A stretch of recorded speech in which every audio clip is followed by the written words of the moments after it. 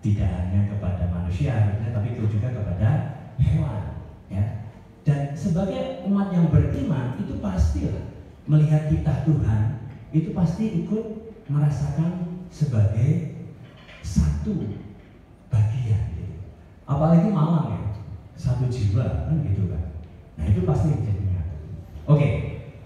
Berikutnya ramah dan sopan terhadap sesama, setia dan menghormati para istrinya. Ups, parah. Ini saya nggak ada ya.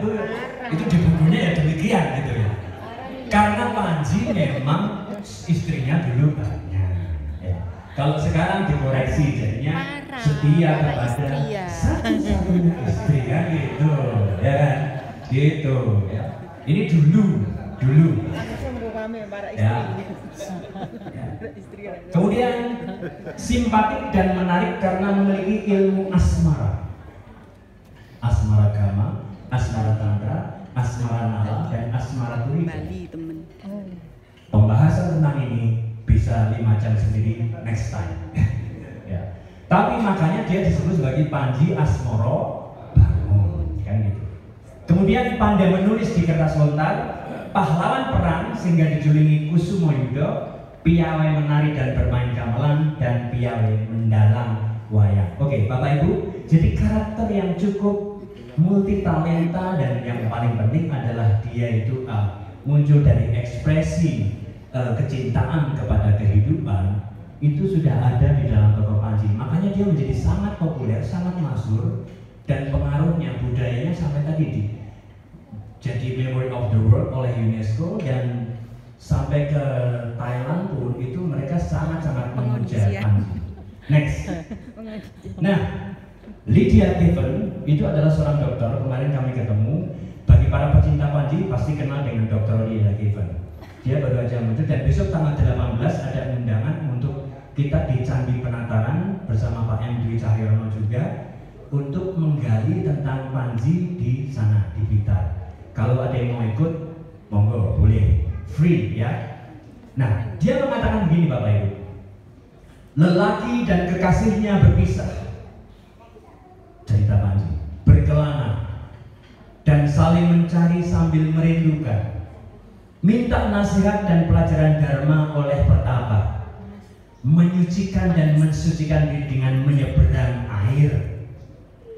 Setelah dilakukan tahap-tahap itu, mereka siap untuk bertemu dan menyatu.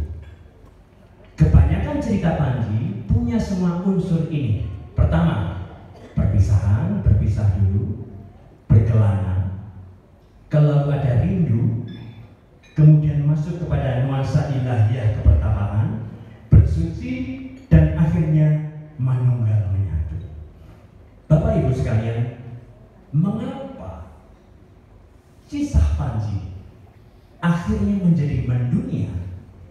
Kami yakin karena ada unsur-unsur ini. Coba, pertama berpisah. Kita dulu bukan makhluk dunia, kita makhluk surgawi, berpisah dengan Tuhan. Ya. Kemudian kita sekarang ini berkelana, menjadi peran fungsi masing-masing di dunia. Ya, sebagai apa? Kita ini sebenarnya sedang berkelana di dunia. Ya. Kemudian ada kerinduan kepada kesejatian, keabadian, kerinduan. Entah bagaimana, ada rindu di sana. Lalu akhirnya hanya bisa dilalui kerinduan itu untuk mencapai tujuannya dengan nuansa-nuansa kesejatian ilahiyah, kepertapaan. Ya. Dan kemudian yang paling penting untuk masuk ke sana adalah melakukan pensucian, pemurnian, dan akhirnya menyatu, manunggal, damai yang terjadi. Bapak Ibu sekalian, kembali ke tadi. Kita di sini pengen damai. Damai hanya mungkin apabila setiap pribadi mengalami manunggaling kawula kelawan Gusti, kembali menyatu dengan Tuhan yang kita cintai secara sejati. Ketika seseorang jiwanya masing-masing sudah cinta dengan Tuhan, menyatu dengan kehendak Tuhan, maka dia hidupnya damai dan tidak membuat persoalan. Tidak membuat persoalan. Dia sudah enak dengan dirinya sendiri. Ya. Ini. Nah, masalahnya orang tidak merefleksi, merenungkan hingga seperti ini. Mereka mencari kedamaian dengan hal-hal yang semu. Kekuasaan, harta, pengaruh, ya, eksistensi. Ya. Mereka itu mencarinya ke sana. Mereka tidak tahu bahwa itu tidak membuat damai yang sesungguhnya. Maka sesungguhnya politik kebangsaan, bukan politik kekuasaan, adalah politik untuk membuat setiap jiwa manunggal dengan Tuhan, berdamai dengan Tuhan. Ketika dia berdamai dengan Tuhan, menemukan peran fungsinya masing-masing, maka akan terjadi harmoni secara alami. Tidak perlu sikut-sikutan. Karena begitu luas rahmat Tuhan, mereka akan kemudian bisa bersinergi.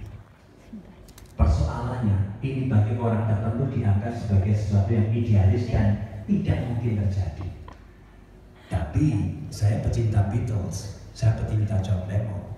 Ya, you may say I'm a dreamer, but I'm not the only one. Kan gitu. Anda bisa mengatakan bahwa ini adalah mimpi, tapi ingat, saya bermimpi tidak sendiri. Dan kita dipertemukan di dalam frekuensi mimpi itu saling. Setuju? Jadi kita ada law of attraction karena kita punya frekuensi untuk kerinduan kepada kesejatian, kedamaian yang sesungguhnya, maka kita dipertemukan. Ya, baik. Next.